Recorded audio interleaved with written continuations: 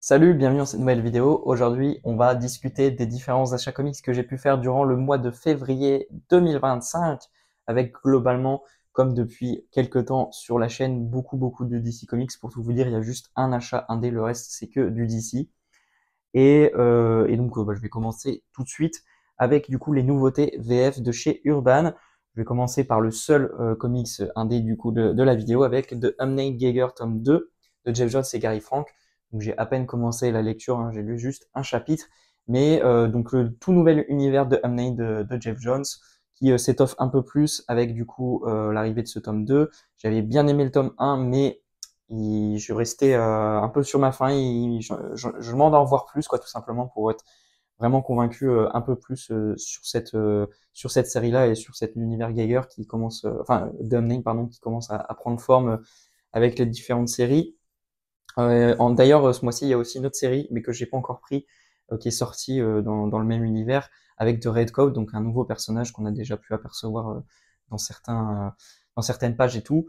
Et c'est dessiné par Brian Hitch et toujours scénarisé par Jeff Jones. Moi, j'ai fait un peu l'impasse dessus, mais je pense que je le récupérerai à terme, parce que quand même, je suis très curieux de d'où cet univers. C'est juste que bon, Brian Hitch, c'est pas ce que je préfère. Et puis, pareil, le personnage de à prime abord m'attire pas de fou.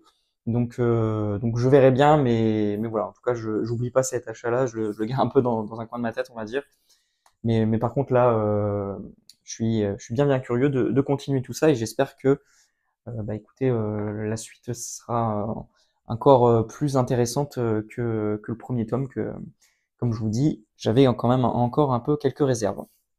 Ensuite, on a deux séries qui se concluent hein, ce mois-ci chez DC. Comme vous le savez depuis quelques semaines, au vu des plannings et des annonces qu'on a eues jusque mars-avril, on est sur la fin de l'ère Infinite et Dawn of DC, donc globalement on a pas mal de séries qui vont se conclure. Et c'est le cas du coup avec ce Nightwing Infinite tome 7, donc qui vient conclure du coup le run de Tom Taylor et Bruno Redondo sur le personnage. Un tome que j'attends vraiment pas mal parce que les deux tomes précédents étaient clairement en dessous et je trouvais faisait un peu rallonger l'intrigue pour pas grand chose. Et là on a enfin vraiment la grande némésis, donc le personnage du sans-cœur qui enfin toute son intrigue et tout vont se conclure dans ce dernier tome. Donc je suis bien impatient de découvrir tout ça. En plus de ça, là on aura vraiment Redundo qui va faire tout le dernier arc. Donc ça fait plaisir parce que c'est pareil. Malheureusement, il était plutôt absent des derniers chapitres et tout. Il faisait un ou deux numéros par-ci par-là, mais ça faisait longtemps qu'on n'avait pas eu autant de numéros à la suite. Et clairement, je pense aussi que si le run m'a beaucoup plu et que je le trouve vraiment très bon, enfin vraiment bon dans l'ensemble, c'est aussi et surtout grâce à Redondo et son boulot absolument incroyable qu'il a pu faire tout le long du run.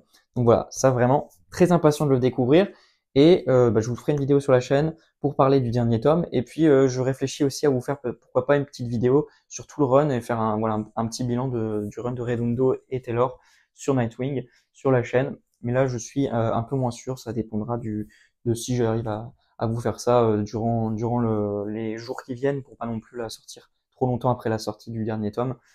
Et puis voilà. Ensuite, on a une autre série qui se conclut avec Dawn of, Dawn of, donc le tome 3 de JSI, donc Justice Society of America. C'est pas encore le dernier Dawn of, il y en a un qui arrive le mois prochain, qui sera sur les Titans et qui lui logiquement sera le dernier.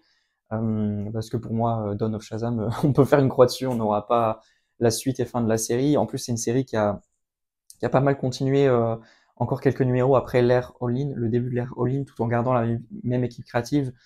Donc voilà, je les vois pas la continuer aussi longtemps et donc si s'ils sortent pas, enfin s'ils sortent un tome 2, ça serait pour publier tout jusqu'à la fin de la série et je pense pas qu'ils le feront parce que clairement, bah, en plus, on va dire, je pense que l'atout majeur et ce qu'ils ont fait à la base, qu'ils ont publié la série, c'était Mark Waid et Dan Mora et ils sont partis après les numéros qu'on a eu dans le premier Dawn of Shazam.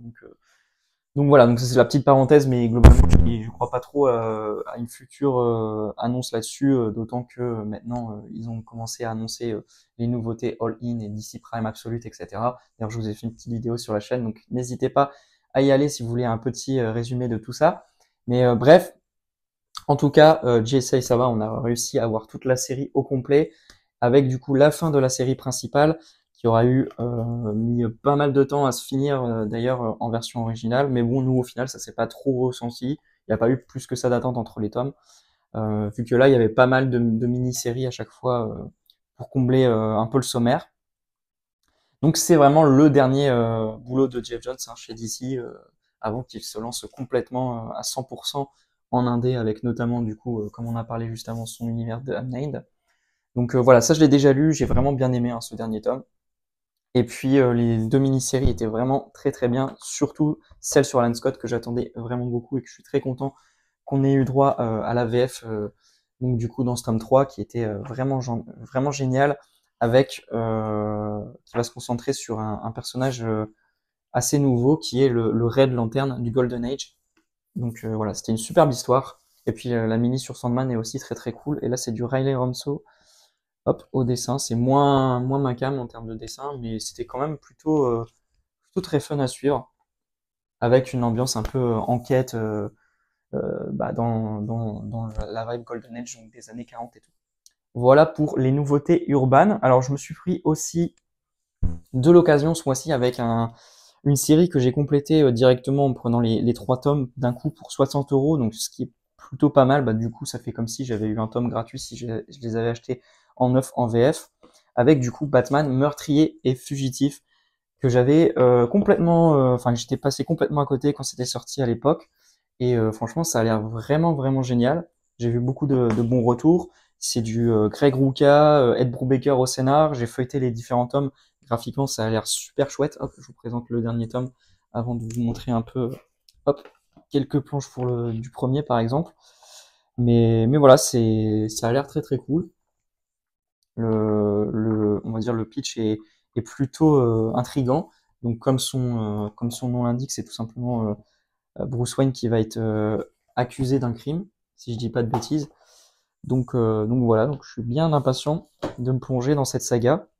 Faut d'abord que je finisse les No Man's Land avant de commencer tout ça. Mais en tout cas, j'ai pas mal de lectures du coup, comme vous pouvez voir, pendant quelques temps, avec là aussi cette saga que j'ai complétée directement. Voilà.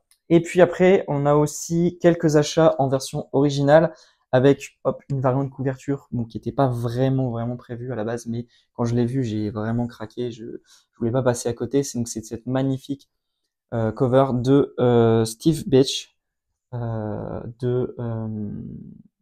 sur Métamorpho, donc le premier numéro. Voilà, je suis vraiment trop content, je la trouve magnifique. Bon, elle était un peu chère et parce que c'est une couverture au ratio 1,25. Donc c'est-à-dire que par exemple, pour que les comic shops puissent la proposer, il faut qu'ils commandent une certaine quantité de comics en fait. Donc en général, forcément, c'est toujours des variantes un peu plus chères. Mais voilà, je suis quand même bien content de l'avoir et je pense que ce sera le genre de couverture que à terme j'aimerais mettre dans un petit cadre. Mais bon, j'en ai pas mal de couvertures à faire ça fait des semaines et des mois que je dois le faire et j'ai toujours un peu de mal à prendre le temps. Mais bon, à terme, c'est un peu ce que j'aimerais faire pour celle-ci aussi. Ensuite, je me suis pris un TPB. D'ailleurs, je vous ai fait une petite vidéo sur la chaîne. C'est pareil, c'est dispo, n'hésitez pas à aller. Mais globalement, j'ai vraiment bien aimé cette mini-série Aquaman. C'était très très chouette et ça m'a fait plaisir de la découvrir. Et puis enfin, on a le hardcover, donc Absolute Power, qui contient juste l'event. Mais moi, c'est ce que je voulais, donc en version originale, hein, que j'ai déjà lu, que j'ai vraiment bien aimé. Franchement, c'était très très cool. Et voilà, c'est toujours un peu trop court à mon goût pour ce que ça a raconté. Mais voilà, bon, graphiquement, c'était, comme vous pouvez vous y attendre, avec du Dan Mora absolument incroyable. Voilà, plein de scènes très très cool, des thématiques vraiment intéressantes aussi sur les super-héros, les médias, etc., l'intelligence artificielle et tout. Enfin, c'était vraiment très très chouette.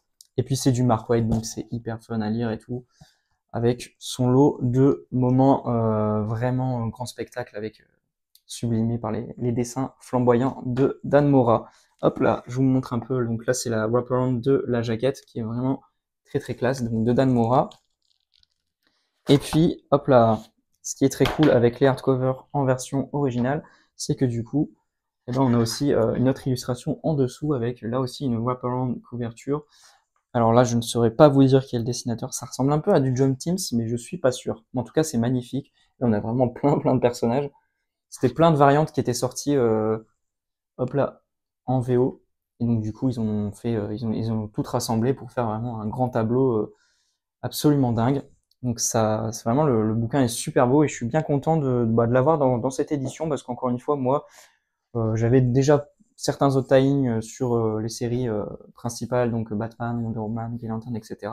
Et puis le reste m'intéressait pas des masses. Donc voilà. Bah écoutez, c'est à peu près tout pour cette vidéo. J'espère qu'elle vous aura plu.